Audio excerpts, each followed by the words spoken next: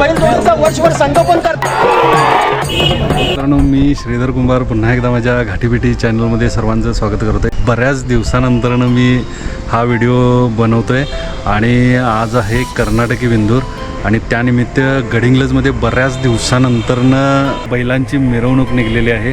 ती आज आपण पाहायला जातो आहे आणि गडिंग्लज किंवा आसपासच्या आपल्या ह्या भागामध्ये कर्नाटकी बेंदूर साजरा केला जातो. तर तो कशा पद्धतीनं आहे तो पाहणार आहोत आणि संध्याकाळी कर तोडणीचा एक कार्यक्रम असतो, तो देखील आज आपण या व्हिडिओच्या माध्यमातून बनवतो. चला.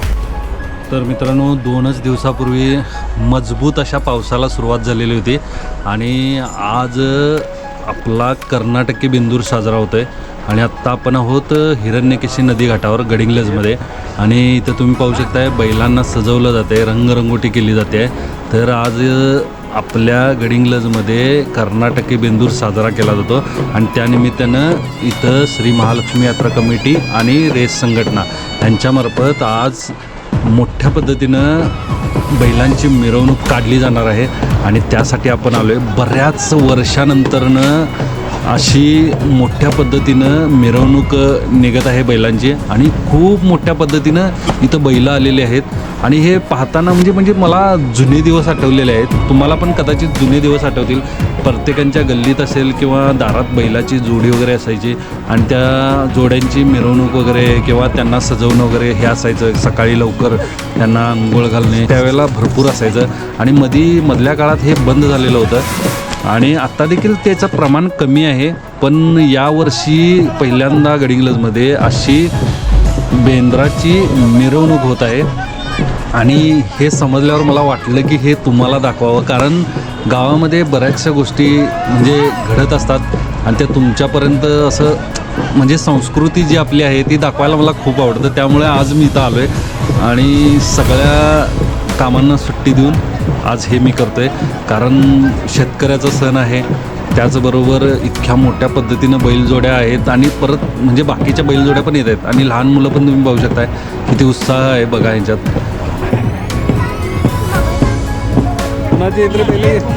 मालक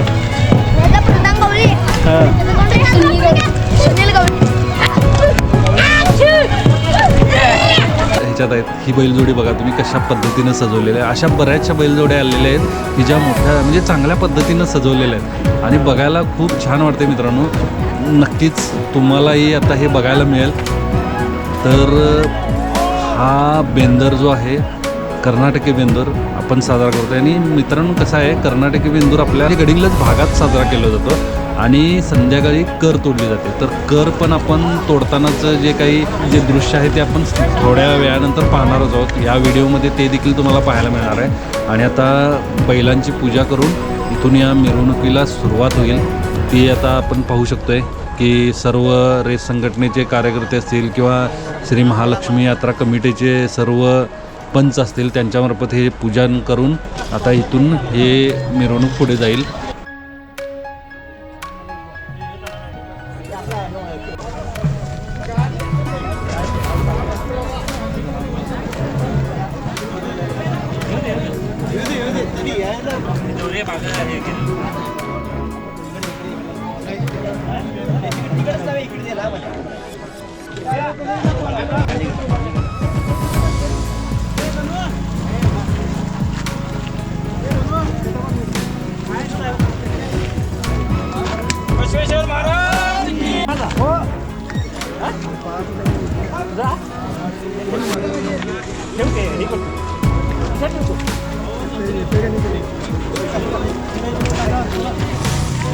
तर हे सगळे कार्यकर्ते आणि सदस्य होते, पंच होते. तर आता इथून मिरवणूक निघलेली आहे आणि हलगीच्या ठेक्यावर ही मिरवणूक आपली पुढे जात आहे. तर याबरोबर आपण जाणार आहोत बैल किती आहेत, कुठल्या पद्धतीने आहेत किंवा कसले आहेत हे देखील आपण आता पाहत जाणार आहोत आणि तुम्ही पाहू शकताय लहान मुलांनी आणलेली ही बैलजोडी त्यांचा उत्साह. तर मित्रांनो, आज कर्नाटक बेंदूर त्याचबरोबर वटसावित्री पूजन पण आहे आणि आपल्या गडिंग्लज शहरातलं हे वातावरण तुम्ही पाहू शकताय. एक बाजूला ही बैलाची मिरवणूक जात आहे आणि एक बाजूला वटसावित्रीचं पूजन होत आहे. हेच मला सांगायचं आहे तुम्हाला की आपले जे काही सण आहेत ते आपले निसर्गाला धरून आहेत. सगळे सण हे निसर्गाशी निगडीत आहेत. जसं की तुम्ही पाहू शकताय, हा शेतकऱ्यांचा मित्र म्हणतो बैल. तर या बैलाची म्हणजे प्राण्याची, मुक जनावरांचे आपण पूजन करतो. म्हणजे हे देखील निसर्गाशी एक जोडलेलं नातं, म्हणजे प्राणीपूजन किंवा आपण हे करतो. आणि दुसरं म्हणजे इकडं झाडाचं आपण पूजन करतो आहे, म्हणजे निसर्गाचं पूजन करतो आहे. तर अशा पद्धतीनं आपले सगळे सण हे निसर्गावरती अवलंबून आहेत. त्यामुळे हे सण मोठ्या पद्धतीनं साजरे केले पाहिजेत. पण आजकाल ते सण थोडं करत कमी होत आलेले आहेत. तर आता तुम्ही पाहू शकता, मिरवणूक पुढं जाते आणि गल्लीत म्हणजे भागाभागातल्या महिला वगैरे येऊन त्याचं औक्षण करत आहेत. त्याचबरोबर पाणी घालणे किंवा त्यांना पुरणपोळीचा नैवेद्य वगैरे देणे, म्हणजे ह्या सगळ्या गोष्टी इथं तुम्हाला पाहायला मिळतात. बऱ्याच दिवसानंतर ही मिरवणूक अशी मोठ्या पद्धतीनं साजरी झाल्यामुळे सगळ्यांच्यात उत्साहाचं वातावरण आहे. प्रत्येक गल्लीमध्ये, प्रत्येक ठिकाणी यांचं स्वागत केलं जाते मोठ्या पद्धतीनं. तर ते आपण पाहत जाऊयात आणि मिरवणूक कुठून कशी जाते हे देखील आता पाहूयात. चला.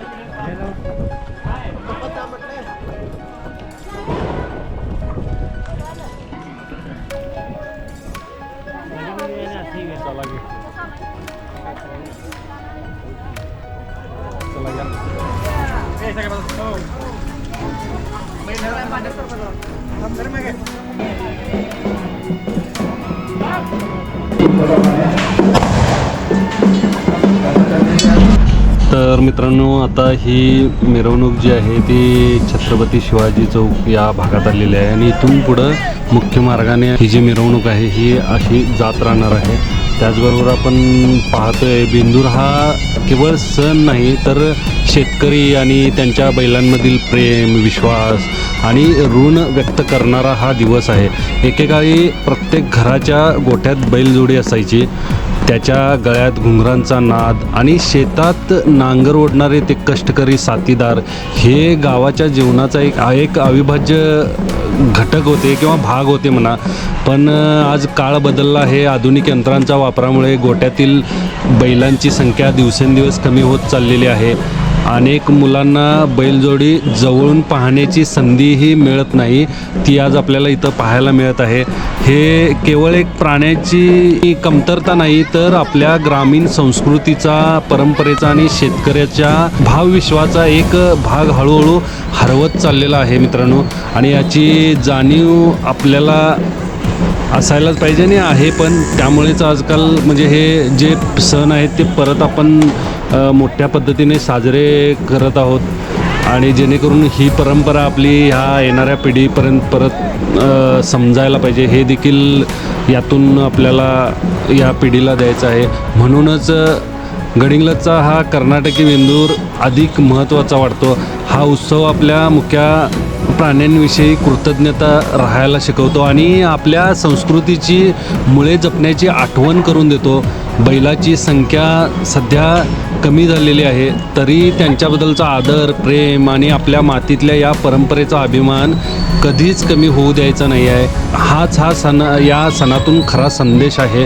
आणि म्हणूनच मला वाटलं की आज हा सण आपल्याला तुमच्यापर्यंत आणायचा आहे आणि दाखवायचा आहे. आणि मित्रांनो, खरोखर असे ज्यावेळेला सण साजरे होतात, तुम्ही देखील मोठ्या प्रमाणात यामध्ये सहभागी व्हा, कारण येणाऱ्या काळामध्ये ही संस्कृती आपल्याला जपायची आहे आणि हे जे काही आहे हे आपल्याला आहे असं जिवंत ठेवायचं आहे आणि पुढच्या पिढीकडे द्यायचं आहे. त्यामुळं हे जे काही सण आहेत हे झाले पाहिजेत.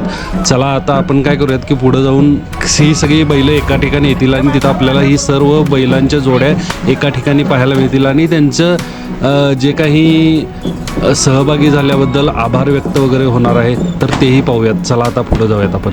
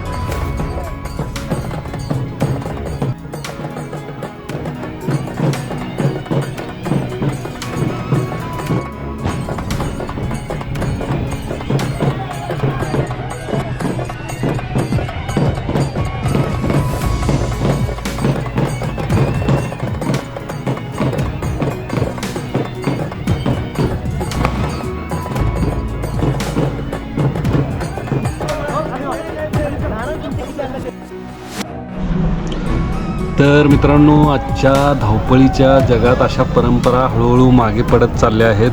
म्हणूनच आपल्या संस्कृतीची ओळख जपण्याची जबाबदारी आता आपली आहे. हा बेंद्राला नसेना पण येत्या कर्नाटकी बेंदूर उत्सवाला आपल्या कुटुंबासह, मित्रासह आणि आपल्या लहान मुलांसह नक्की उपस्थित राहा.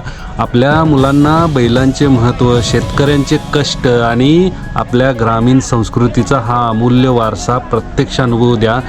आणि नक्कीच तुम्ही पुढच्या वेळी या मिरवणुकीत असेल किंवा या बेंद्रामध्ये तुम्ही नक्की सहभागी व्हाल. कारण परंपरा फक्त सांगून जपल्या जात नाहीत तर त्या जगाव्या लागतात. म्हणूनच येणाऱ्या पुढच्या बेंद्राला नक्की तुम्ही इथं असणार आहे.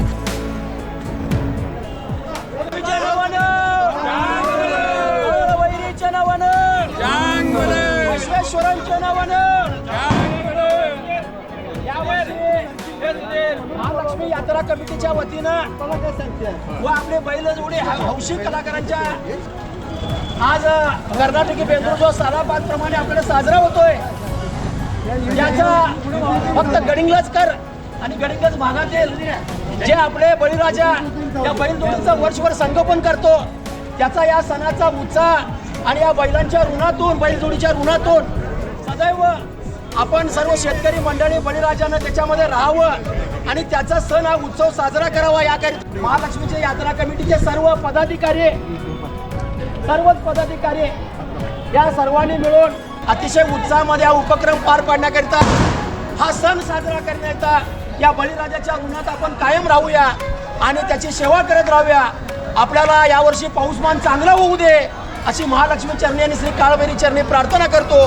अशाच पद्धतीचा उदंड उत्साह पुढच्या वर्षी सुद्धा आपण सर्वांनी दाखवावा आणि सर्व शेतकऱ्यांनी बैलजोडी घेऊन आपण या उपक्रमामध्ये सहभागी झाला त्याबद्दल यात्रा कमिटीच्या वतीनं, बैलजोडी रेस समितीच्या वतीनं या ठिकाणी मी सर्वांचा धन्यवाद मानतो.